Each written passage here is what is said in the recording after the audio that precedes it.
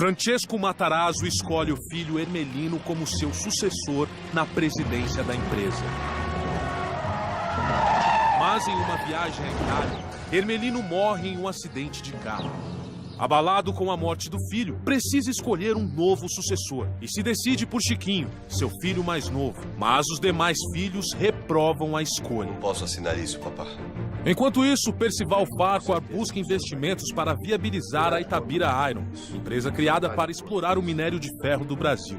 Mas a quebra da Bolsa de Nova York coloca o mundo em crise. Quantos andaramais você acha que a fundação aguenta? Em São Paulo, o monumento triunfante de Martinelli ainda não está completo. Para sobreviver, ele depende dos seus negócios de importação e exportação. Mas esses negócios também sofrem com a quebra da Bolsa. E o movimento de navios no Porto de Santos despenca. Os investimentos de Guilherme Guinle correm perigo. O mundo está em crise.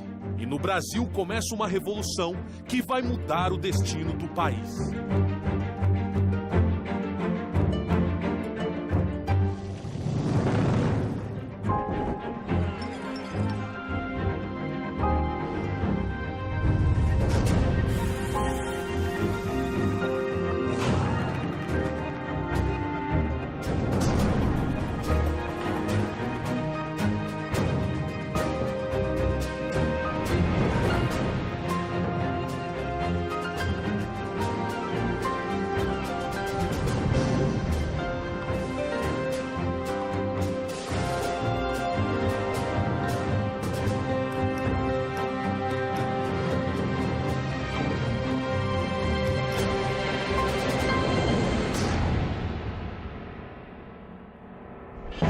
Assumo provisoriamente o governo da República como delegado da Revolução, em nome da Marinha, do Exército e do povo brasileiro.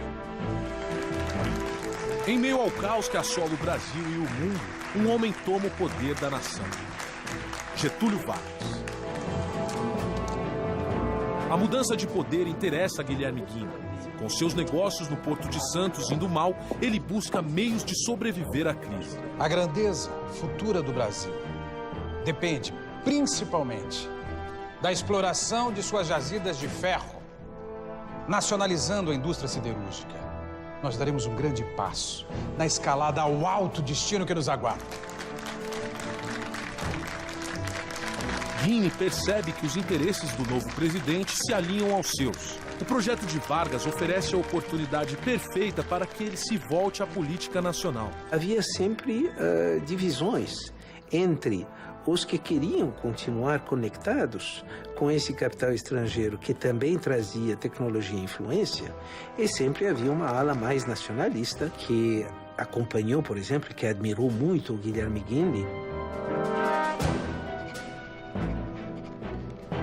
Vargas começa imediatamente a executar seu plano nacionalista. Eu tenho um contrato assinado pelo presidente da República, autorizando a minha empresa a funcionar.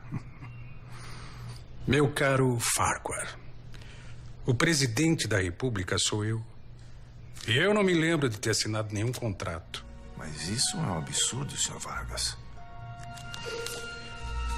Nós vamos rever o contrato inteiro. Se ele for de interesse da nação, será aprovado. Se não...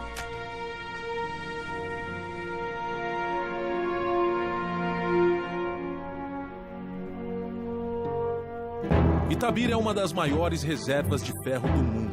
Enquanto Farquhar pretende exportar o minério, Vargas quer usá-lo para iniciar a indústria siderúrgica no Brasil.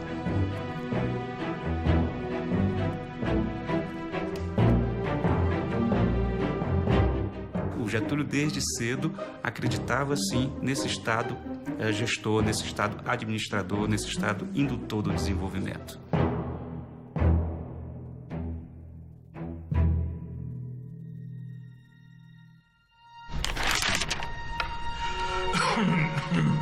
Em 1931, a questão da sucessão de Matarazzo ganha uma nova urgência com o adoecimento do conde.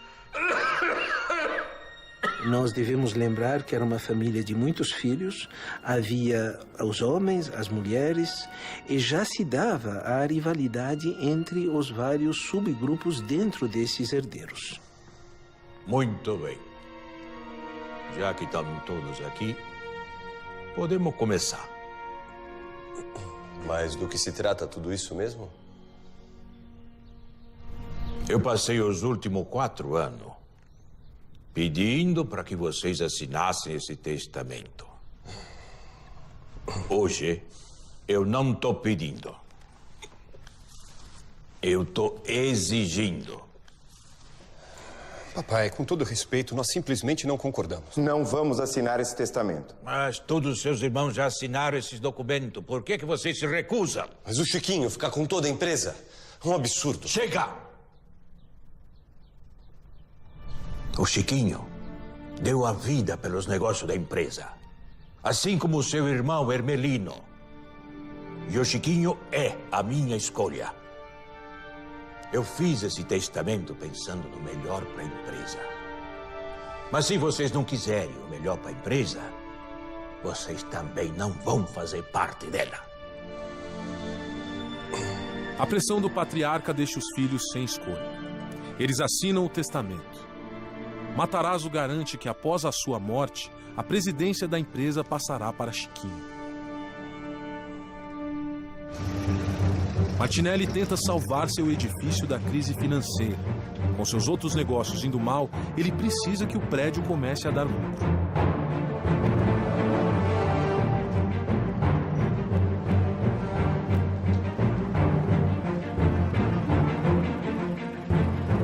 Ele inicia as atividades do edifício antes que o acabamento final esteja pronto. Martinelli promove grandes e luxuosos eventos, repletos de celebridades, para divulgar o empreendimento. Um brinde. Um brinde a todos e ao grande Martinelli.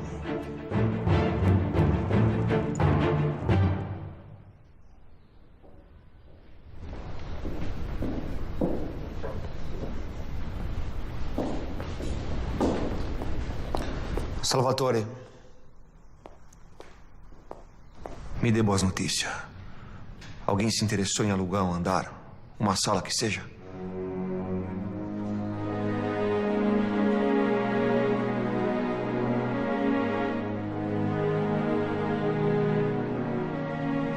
O prédio acabou sendo um elefante branco, porque uma parte ficou fechada, era a mais do que havia necessidade no período.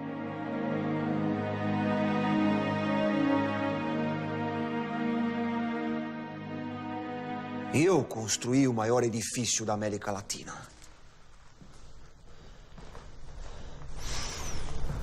E eu preciso de mais prazo. Avise os demais que eu quero renegociar a dívida. Impossível. É um marco na história desse país. Será que você não enxerga a importância econômica desse prédio? Falo como amigo, Giuseppe. Se não vender esse prédio, você vai perder tudo que tem. Esse edifício vai ser a sua ruína.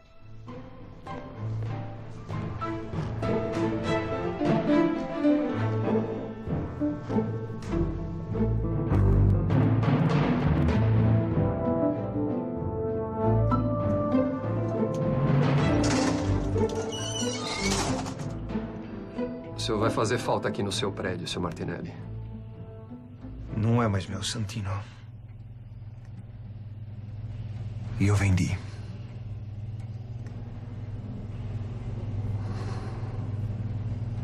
Um prédio desse deve ter rendido um dinheirão, não?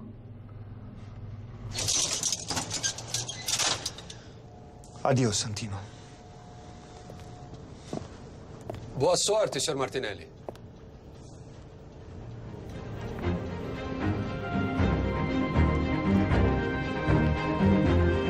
Martinelli usa o dinheiro da venda para pagar suas dívidas. Da transação, sobram apenas R$500. Boa fortuna, Santino. Que ele dá ao ascensorista do edifício.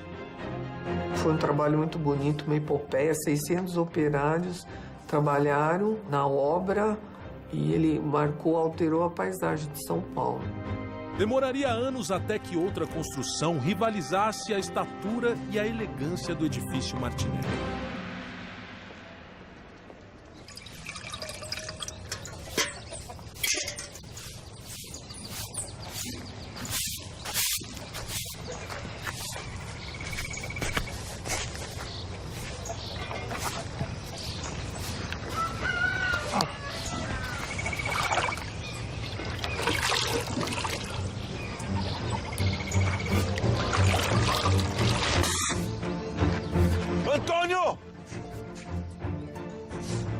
Antônio!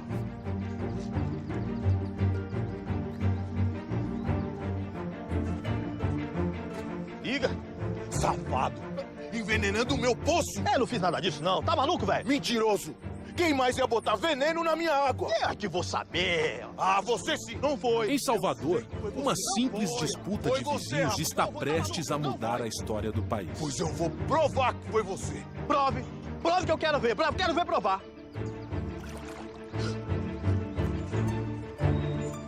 Diga aí, seu Manuel. Ele não tá me envenenando? Diga. Isso não é veneno? Isso é petróleo.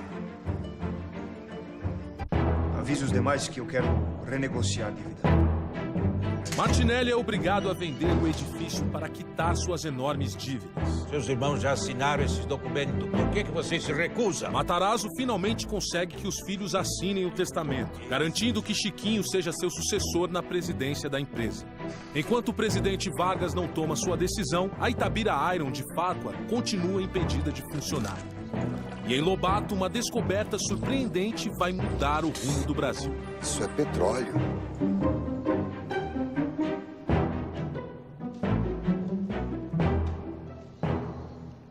É impossível. Já fizeram pesquisas. Não existe petróleo em Lobato. Veja o senhor mesmo. Naquela época, a grande corrente dizia que o Brasil não detinha nenhum recurso correspondente a petróleo. A descoberta em Lobato chega ao renomado geólogo de Salvador, Silvio Frois.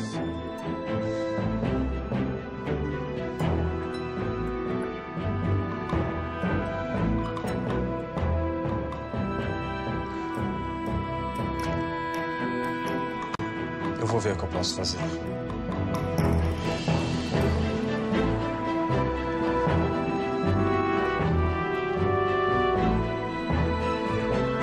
Silvio Frois, há quanto tempo? Tempo demais. E se eu te dissesse que existe petróleo no Brasil?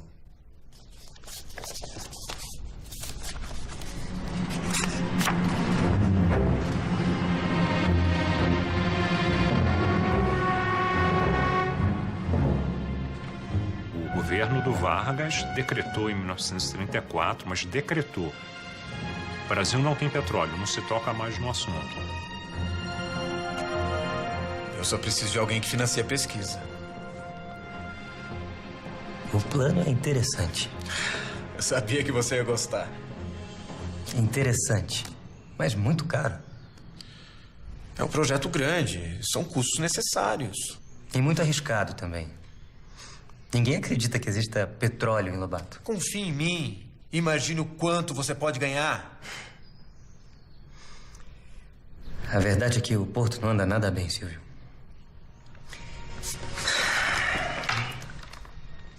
E se eu investir um dinheiro desse e não tiver resultado, eu posso ir à falência. Mas se nós encontrarmos o petróleo, você vai mudar a história do país. Então, o que me diz?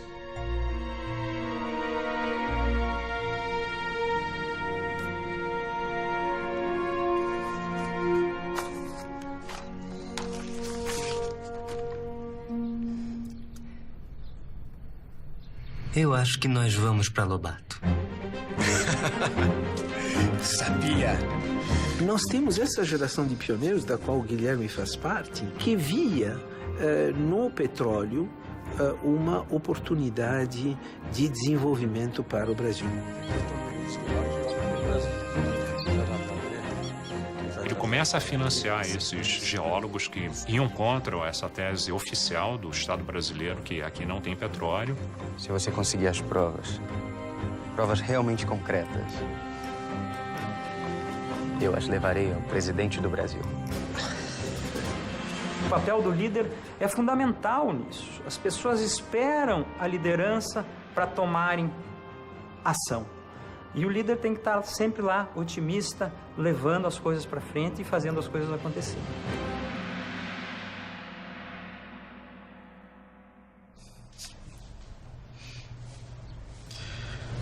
Petróleo em Salvador, hein? Quem diria? Isso muito me interessa, Dr. Guilherme. Eu gostaria de pedir as concessões para investigar as jazidas na região e explorar o petróleo que encontrarmos. Pois a concessão para as investigações estão concedidas. Já a da exploração, o senhor a terá, assim que nós efetivamente encontrarmos o petróleo. O senhor me desculpe a insistência, senhor presidente, mas se eu não puder explorar financeiramente o petróleo, a investigação não valerá de nada para mim. Fique calmo, Dr. Guilherme. O seu esforço vai ser bastante recompensado. Eu gostaria de convidá-lo para fazer parte do Conselho Técnico de Economia e Finanças do Brasil. Guilherme aceita o cargo. Além do prestígio político, a posição no Conselho Técnico trazia um benefício extra: decidir o futuro da Itabira Iron e de Percival Farco. Então, o Getúlio passa a ter essa relação de confiança e de cumplicidade com Guilherme para certas coisas que foram capitais na construção desse Brasil mais urbano, industrializado. A concessão das minas de Itabira ainda está congelada por Vargas, e Farquhar articula uma reunião com deputados federais para tentar influenciar o presidente a seu favor. Onde estão os deputados? Não existem mais deputados. Getúlio dissolveu o Congresso. Com licença. Num golpe de Estado, Getúlio Vargas institui o Estado Novo no Brasil. Sem o Congresso, Farquhar perde sua única possibilidade de influenciar o presidente a favor de seus negócios. Eu acho que todos os pioneiros, ao mesmo tempo, tiveram que sofrer e se beneficiar das suas relações com o governo. Com o aval de Getúlio, Guilherme investe grande capital e inicia as investigações da Bahia. Ele arrisca tudo na sua busca pelo petróleo. O futuro do Brasil está em nossas mãos.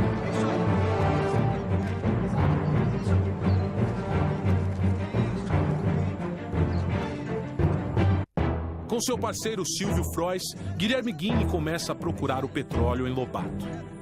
Pois não? Enquanto isso, Percival Farquhar tenta iniciar os trabalhos da sua Itabira Iron, mas Getúlio Vargas dissolve o Congresso Nacional. Agora o destino de Farquhar está totalmente nas mãos do ditador brasileiro. E o Chiquinho é a minha escolha. E Matarazzo acredita finalmente ter resolvido o problema da sucessão de sua empresa.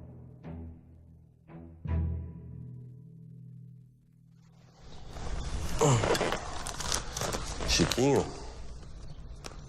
Oi, André. Esperando o papai? É. Preciso que ele autorize uma compra. Um pouco estranho, não é? Faz 4 anos que nós assinamos o testamento. Você é o sucessor escolhido do papai. E mesmo assim, você precisa de autorização para decidir qualquer coisa. Você sabe como ele é, né? Gosta de controlar tudo. Claro, claro. Mas quando nós assinamos, nós achamos que você teria o controle de tudo. Será que o papai confia de verdade em você? O que você tá querendo insinuar, André?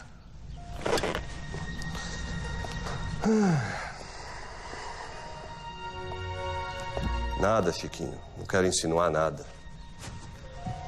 Enquanto o papai estiver por aqui, o testamento fica de pé. Mas quando as coisas mudarem, talvez seja melhor rever a situação.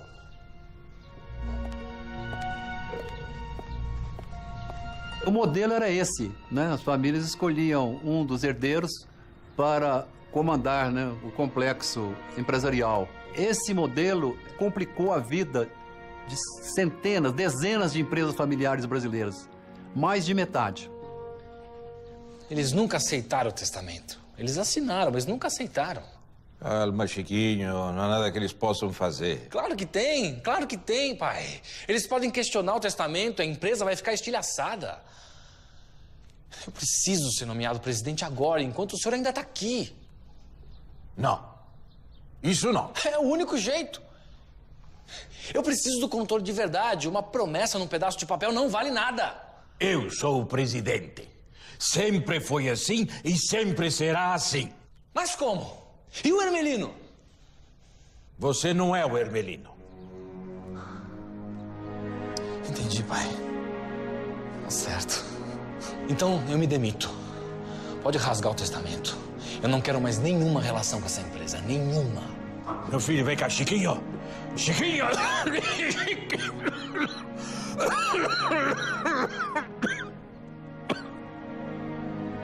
Ele trabalhou muito, né, por uma sucessão harmoniosa e amplamente aceita. Matarazzo precisa manter Chiquinho como seu sucessor, mas ele não quer abrir mão do seu poder na empresa. Depois de muito refletir, ele elabora uma estratégia. Senhor André. Desejando que meus próprios filhos resolvam, por maioria, sobre aquilo que mais lhes convenha, decidimos, eu e Chiquinho, fazer uma consulta, a fim de que respondam se estão satisfeitos com os atos que realizei, reunindo nas mãos de Chiquinho a maioria dos votos da nossa sociedade. A carta é uma astuta manobra política de Matarazzo. Ele dá aos filhos a possibilidade de anular o testamento, mas o patriarca sabia que eles nunca iriam contra sua vontade enquanto ele estivesse vivo. Sem escolha, os irmãos confirmam a validade do testamento. O grupo não consegue mais manter a mesma vitalidade. Não havia uma liderança consensual apoiada pelo pioneiro fundador.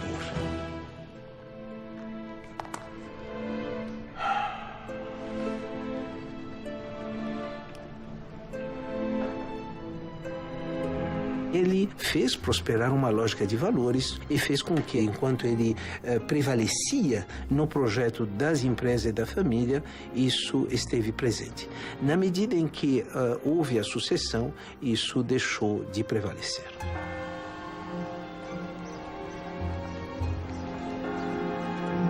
Em 10 de dezembro de 1937, morre Francesco Matarazzo. O sepultamento do conde foi um dos maiores acontecimentos na história de São Paulo até então. Acabaram até as flores na capital paulista e adjacências. E foi uma comoção geral. Seguindo o desejo de Francesco Matarazzo, Chiquinho assume a presidência das Indústrias Reunidas Fábricas Matarazzo. Agora, ele é o chefe da família, mas a família não é mais a mesma.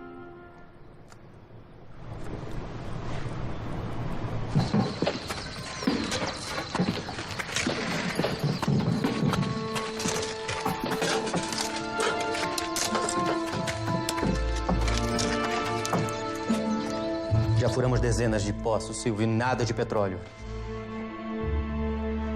O maquinário importado, o salário dos trabalhadores, as análises de laboratório, estamos gastando uma fortuna. Mas vai valer a pena. O petróleo está lá, eu tenho certeza. Mas o dinheiro está acabando. Vamos deixar essa última perfuração terminar. Eu sinto muito, Silvio. Encerramos a investigação. O Estado Novo muda radicalmente o panorama político do Brasil, centralizando todo o poder nas mãos de Getúlio Vargas. Getúlio dissolveu o Congresso. Sua política de nacionalização da indústria coloca a Itabira Iron de Farquhar novamente em perigo. Não podemos descansar enquanto não encontrarmos o nosso objetivo. E enquanto o país se ajusta ao novo regime, Guilherme Guine e Silvio Frois buscam petróleo em Salvador. O dinheiro está acabando. Vamos deixar essa última perfuração terminar. Eu sinto muito, Silvio. Encerramos a investigação.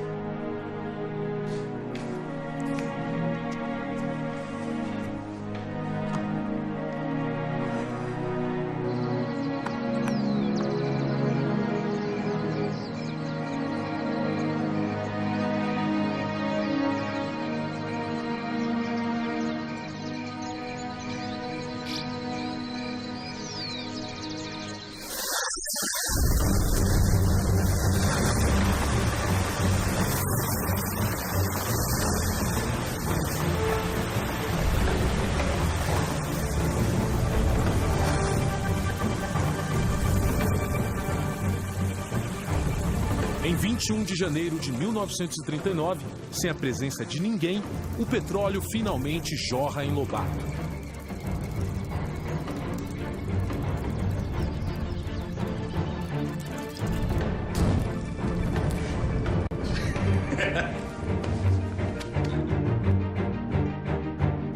A riqueza é um meio para viabilizar o sonho.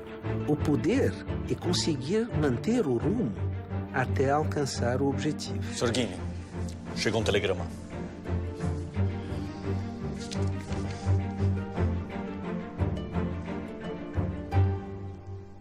O que é que foi? Vargas estatizou o poço de Lobato. O nosso petróleo agora é do governo.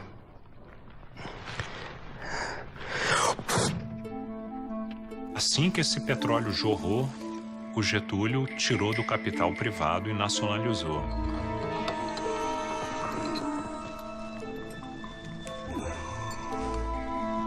Senhor presidente, eu preciso insistir. Essa decisão deveria ser repensada com cuidado.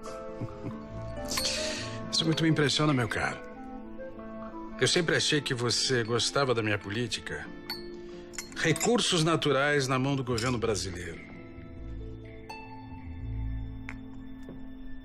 Ou será que eu estava enganado? Não, absolutamente.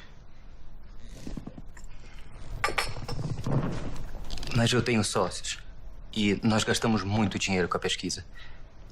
Ao menos a concessão para explorar o petróleo poderia ficar com a nossa empresa. Sinto muito. Isso não vai ser possível. O petróleo brasileiro pertence ao governo. Mas, presidente... Fique calmo. Claro que se vocês quiserem, vocês podem pedir o ressarcimento do capital investido. Eu não quero que vocês saiam daqui de mãos abanando.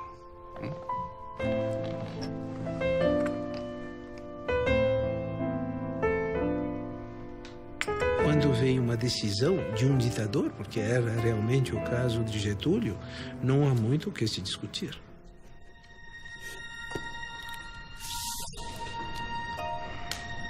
Frois entra com uma petição para recuperar o dinheiro investido.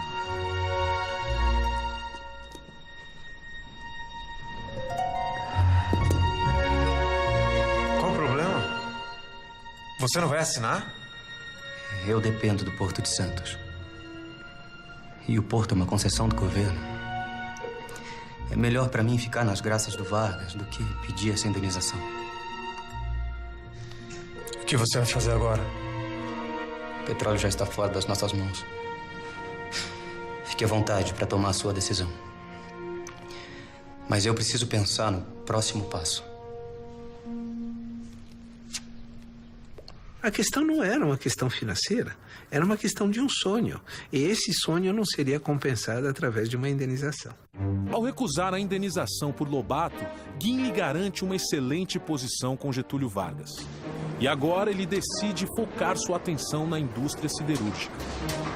A siderurgia já estava totalmente estabelecida nos Estados Unidos. As grandes pontes já se beneficiavam dessa siderurgia. Mas no Brasil ainda nós não tínhamos essa tecnologia e havia a necessidade de importar todos esses produtos.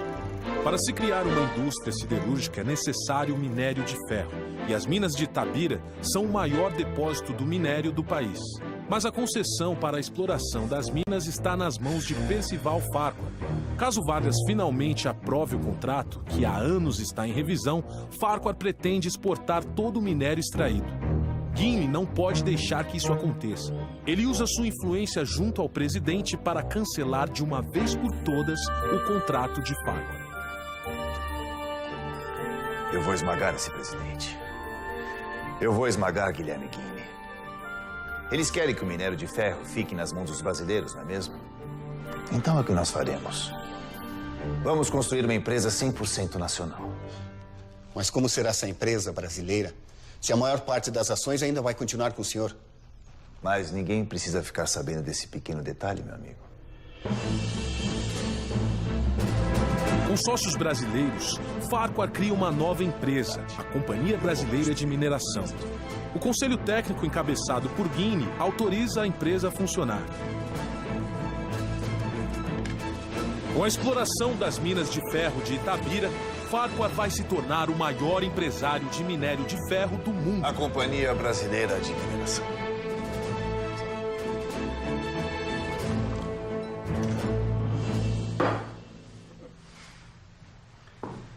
Farquhar, senhor presidente. Farquhar está por trás de tudo. A Companhia Brasileira é apenas uma fachada para o americano. Nós precisamos barrá-lo. Barrar? Isso é evidente. Gimli, eu sempre soube que Farquhar estava por trás da companhia. E o que isso importa? Nada.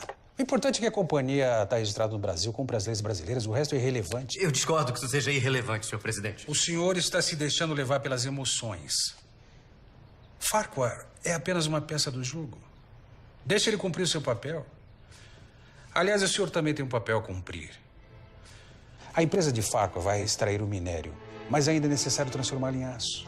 Ainda precisamos de uma siderurgia. Vargas cria a comissão executiva do plano siderúrgico e nomeia Gimli como presidente. Ele está junto com Getúlio discutindo o futuro da siderurgia no Brasil, né? E será o homem da total confiança do Getúlio. A cidade de Volta Redonda, no Rio de Janeiro, é escolhida como lugar de instalação da futura usina siderúrgica. Gimli tenta conseguir capital estrangeiro para a construção da usina. E um projeto grandioso como a siderúrgica precisa de muito dinheiro. Mas a Europa está em crise. Se a guerra estourar, conseguir um empréstimo vai ficar praticamente impossível. O nosso trabalho deve ser mantido. As linhas de investimento são todas muito certas. Só que dependemos do posicionamento do presidente. Em breve isso deve acontecer. Doutor Guilherme, é oficial. A Alemanha invadiu a Polônia. Começou a guerra. 2 dias depois, França e Inglaterra declaram guerra aos alemães.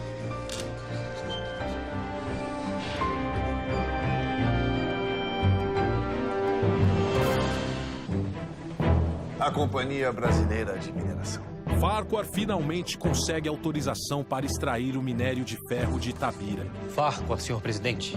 Farquhar está por trás de tudo. Gimli fica ultrajado com a manobra do seu maior adversário. Mas o presidente Vargas acalma seus ânimos. E Gimli fica encarregado de executar o plano da siderurgia nacional.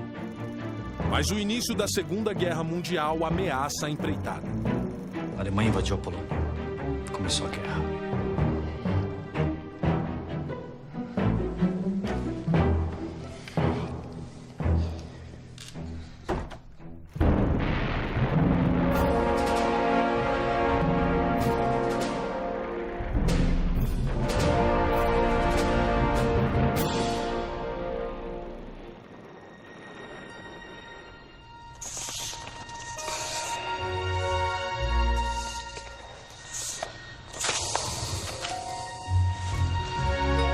Já se passaram meses, doutor Guilherme. E ainda não tivemos nenhum avanço em nossa siderúrgica. Presidente, o senhor sabe a dificuldade de se conseguir um empréstimo nesse momento. Há uma guerra acontecendo. E é justamente por isso que nós precisamos de uma siderúrgica. Uma guerra precisa de aço. Eu entendo. Mas onde vamos conseguir o dinheiro? Isso, meu caro, é trabalho seu. Conseguir um empréstimo depende de como o Brasil vai se posicionar durante a guerra. E, com todo o respeito, senhor presidente, tomar essa decisão é trabalho seu. O Guilherme Gimli, o grande desafio dele é levantar uma obra de grande porte, com sofisticação tecnológica, com uma mão de obra despreparada e num ambiente de guerra. Nos primeiros anos da Segunda Guerra, o Brasil permanece neutro. Mas para conseguir capital estrangeiro, Vargas precisará fazer uma escolha. O Getúlio negocia, vamos dizer assim, o apoio do Brasil aos Estados Unidos em troca de uma coisa que para ele era preciosíssima. Era o financiamento de uma indústria siderúrgica no Brasil. Mas o banco americano que iria realizar o empréstimo desiste da transação. Atravessamos Um momento histórico de graves repercussões. Sentimos que os velhos sistemas e as fórmulas antiquadas entram em declínio. Não é, porém, como pretendem os pessimistas e os conservadores empedernidos, o fim de uma civilização, mas o início tumultuoso e fecundo de uma nova era. As palavras de Vargas causam alvoroço no mundo. O discurso é recebido como um apoio aos governos nazifascistas. Vargas está ameaçando se juntar ao eixo. O maior país da América Latina pode virar um território hostil aos Estados Unidos e aliado à Alemanha nazista. Era uma época de descrença na democracia liberal, da parte tanto da esquerda quanto da direita.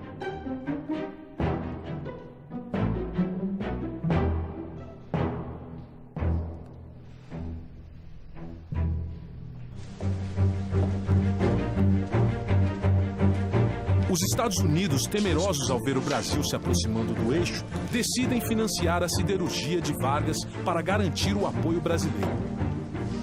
Guinle é enviado para os Estados Unidos para discutir o acordo. A família Guinle era um nome de peso no cenário internacional.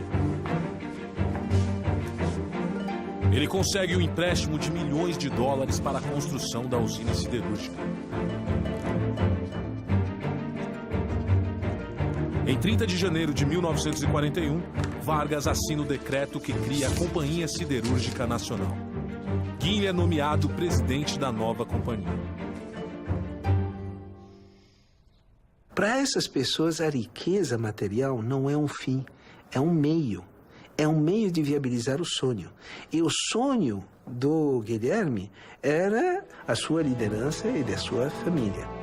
Após anos de desafios, Guinle alcança seus objetivos. Licença, Sr. Farquhar. O Sr. Guinle está aqui para vê-lo. Guinle? O que ele quer? Mande-o entrar.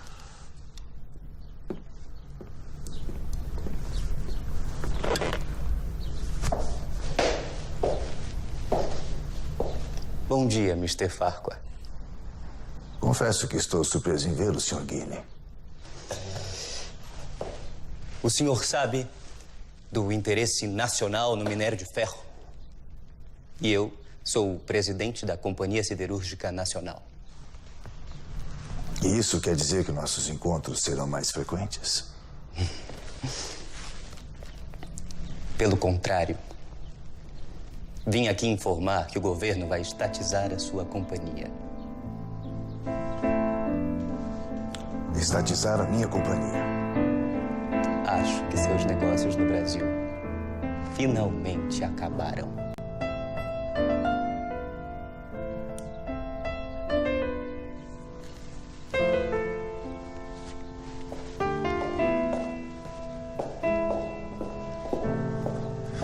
O governo toma conta das minas de Itabira e Farquhar perde todo o dinheiro que investiu na empresa. Começa a construção da usina de Volta Redonda. Não tem ninguém parecido na história recente do Brasil com o mesmo prestígio que o Guilherme Guinle teve em 1945. Eram muitos desafios e ele conseguiu chegar ao final com a obra em dia. Após ser estatizada, a Itabira Iron de Farquhar é rebatizada de Vale do Rio Doce. Juntas, a Vale e a Companhia Siderúrgica Nacional formam um dos maiores complexos de mineração e siderurgia do mundo. Com Guilherme Guinle à frente, o Brasil entra na era do aço. Conseguir confrontar interesses tão fortes demonstra que é capaz de se aliar a grandes talentos e viabilizar sonhos ousados.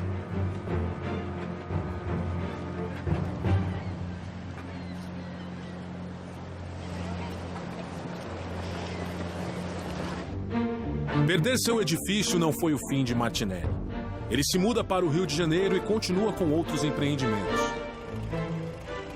Quando visita São Paulo, evita a rua Líbero Badaró, para não ter que encarar seu maior fracasso. Ele tinha uma visão urbana do que a cidade se tornaria que ninguém tinha naquela época. Ele sentiu o potencial. E sentiu talvez o potencial também através dos Matarazzo que vinham com essa força toda das indústrias, né? Matarazzo deixa seu sucessor escolhido, Chiquinho, na presidência da empresa. As grandes chaminés eram o símbolo de prestígio e isso ele cultivou ao longo de toda a sua vida.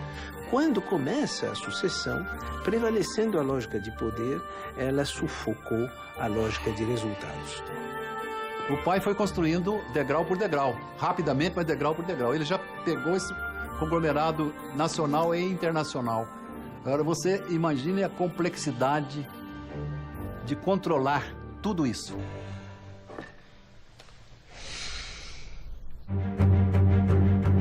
Quatro homens que construíram o Brasil. Francesco Matarazzo, o imigrante italiano que perdeu tudo ao chegar ao Brasil. Não! Não! Não!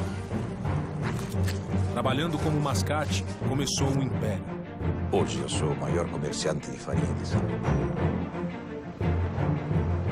Percival Farquhar, o intrépido empreendedor americano que enfrentou os problemas dos trópicos e da política brasileira na sua busca para unir as Américas. Hoje estamos inaugurando a ferrovia que vai atravessar todo o continente. É muito arriscado, é uma loucura. Por isso que temos que aproveitar a guerra, não fugir dela. Giuseppe Martinelli, o imigrante pobre que ousou enfrentar uma guerra para construir sua fortuna e lançou a pedra fundamental da verticalização das cidades brasileiras. E Guilherme Guinle, o brasileiro visionário que manejou o instável cenário político do país. Independente do posicionamento do presidente, o nosso trabalho deve ser mantido. E construiu as bases da indústria nacional.